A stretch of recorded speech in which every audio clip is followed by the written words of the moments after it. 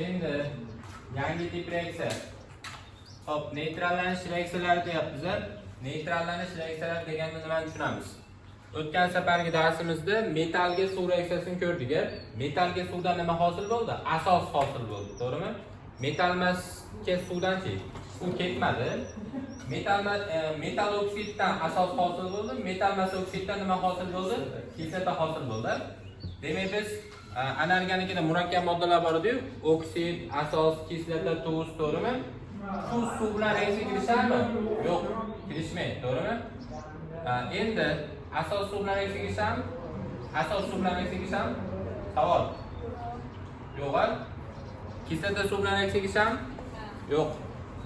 Qanaqa? Yo'q. Lekin oksid suv bilan reaksiyaga kirishadi. Oksid suv bilan reaksiyaga kirishib yo asosda yo nimani hosil qildi? Kislotani hosil qildi. Endi qaranglar, kislotaning xususiyati qanaqa desa, kislotaning xususiyati kuydiruvchi, asos xususiyati o'yuvchi. Endi kuydiruvchiga o'yuvchini qo'shadigan bo'lsak, neytral muhit hosil bo'ladi. Ya'ni zahar kesadi degandek, o'yuvchi bilan kuydiruvchi birga bo'lib qolsa, neytrallanish hisoblanar ekan. Xo'p, neytrallanish reaksiyasiga birinchi misol qaranglar. Любой bitta metall emas beradigan bo'lsak, reaksiya ketadi desa, ha ketadi. Bu yerda nima hosil bo'ladi? Tuz hosil bo'ladi. Xo'p, tuzni muhit qanaqa? O'yuvchimi, kuydiruvchimi yoki neytralmi? Neytral. Misol keltiryapmiz. Natriyga 6 yut berdik. Natriy 2S. Tuzni bu, to'g'rimi? Kalsiyga klor berdik. Kalsiy klorid. Nima hosil bo'lyapti? Tuz hosil bo'lyapti, to'g'rimi? Ikkinchi tip reaksiya qaranglar. Metall oksidga metall emas oksid teng. Yana tuz paydo bo'ladi. Misol uchun kaliy oksid plus metall emas aytinglar. SO2 mi? Mana. Kaliy oksidga SO2 beryapmiz. Nima hosil bo'ladi?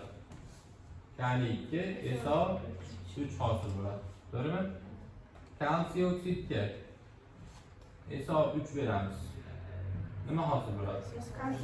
Kalsiy SO4. To'g'rimi? Alyuminiy oksidga N2O5 berdik. Nima hosil bo'ladi? Alyuminiy gapiringlar balandroq. Alyuminiy nitrat hosil bo'ladi. Menga 3 ko'p qo'yishimiz kerak. Reaksiyani tenglamoqchi bo'lsam, alyuminiy mana ikkitayu, menga 2 qo'ysam, azot nechta qolmadi? 6 ta. Menga 3 qo'ysam tengmi? Kislorod sanayapsizlar. 3 kere 3 9 kere 2 18. Mana 3 kere 5 15. 3 qo'ysam 18 teng turibdi. Demak, mana qoida turibdi. Любой metall oksidga metall emas oksid bersak, nima paydo bo'lar ekan? Tuz paydo bo'lar ekan.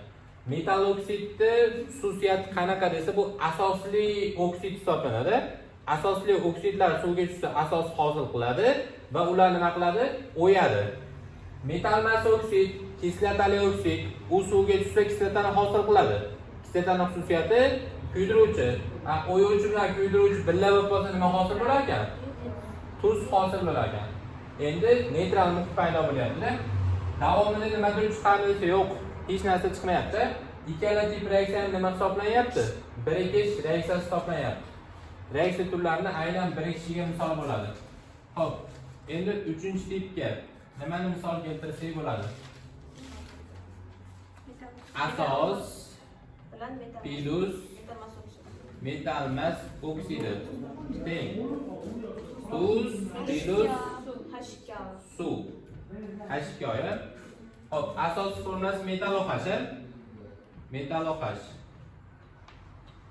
Metal OH bu yong'oq. Ustida po'sti bor, ichida mag'izi bor. Po'sti qaysi, mag'izi qaysi? Metal OH. Fikrlaylarchi? Po'sti mag'izi bor. Mag'izi metal oksidi, po'sti suv. Metal oksidga suv biriksa nima hosil bo'lardi? Metal OH hosil bo'larmidi? Endi bu yerda po'sti bor, mag'izi bor. Po'sti suv, mag'izi metal oksid. Metal oksidga metal emas oksidni mag'izi nima deb o'rgatdim? Metal oksidga metal mas oksiddan tuz hosil bo'ladi. Nima? Endi u yerda nima bo'lyapti? Metal gidroksid bo'lib qolyapti. Chunki ichida nima bor? Nima bor? Suv bor. Demak, nima bo'ladi suv? Ketrakini metal mas gidroksid bilan metal gidroksid bilan metal mas oksiddan tuz, ya'ni metal hamda kislota qoldig'i va H2O chiqargani misol keltiramiz. Qaysi metal gidroksidni olaylik? Gapiringlar. Magniy H oldik. Hop. Metal mas gidroksid, metal mas oksidchi. Nima olaylik? SO3. Yana SO3 olaylik. Hop, kim chiqadi? Gapiringlar. Magniy. SO4. H2O. Bu yerda birikish reaksiyasi bo'lmaydi ekan. Bo'lyapti. O'rin olish bo'lyaptimi? Hop, o'rin olish desak bo'lar ekan. Yana bitta metal gidroksid gapiringlar. Alyuminiy H'mi? Hop. Metal mas oksid aytinglar. N2O5mi? Yana ga. Hop, gapiringlar. Alyuminiy nitrat plus suv chiqam. Alyuminiy nitrat NO3dan nechta? NO3dan 3ta plus H2O. To'g'rimi? Reaksiyani tenglamoqchiman. Qayerga netib qo'ying? Nda qaranglar, ma'da nechta? Ne 3ta. Ma'dachi? 2ta. 3 bilan 2 mos kelmay qolyapti. Nima qilamiz? Nima qilardik? O'rnini almashtiramiz. 2 bor joyiga 3, 3 bor joyiga 2. Alyuminiy 2 to'p oldik, magniy 2 ko'p qo'shsam bo'ladimi? Xo'p, endi vodorodni sananglar. Vodorod mayda turibdi. 3 kere 2 6. 6 ta vodorod nechta suvda bo'ladi? 3 ta suvda bo'ladi. Reaksiya teng. Xo'p, endi 4-tip reaksiya. Metal oksidiga plus kislota, ya'niki vodorod hamda kislota qoldig'idan tashkil topish kerakmi?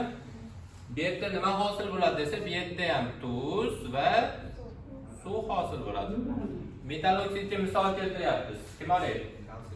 Kalsiy oksidi. Kislotaga misol keltiringlar. Bromoksid. Bromoksid? Bromoksid? Nima deyapman men? Kislota deyapman. Sulfat kislotami? H2SO4. Hop, gapiringlar.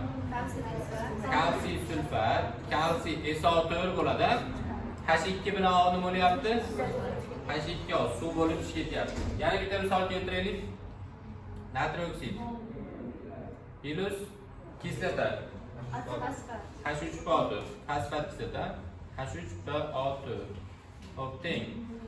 Natriy fosfat hosil bo'ladi, faqat nima qilishim kerak? 3 qo'yishim kerak.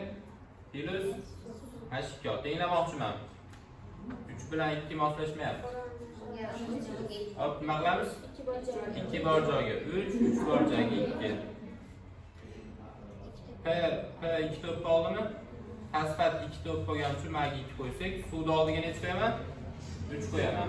3 qo'ysam reaksiya tenglashdi. 4 ta tip reaksiya yozdim. Hammasini mohiyati nima bo'lyapti? Tuz hosil bo'lishi bo'lyapti. Tuz hosil bo'lyapti, demak hammasi neytrallanish reaksiyasi bo'lyapti. Kelishdingmi? Doskalarga o'chirib olinglar.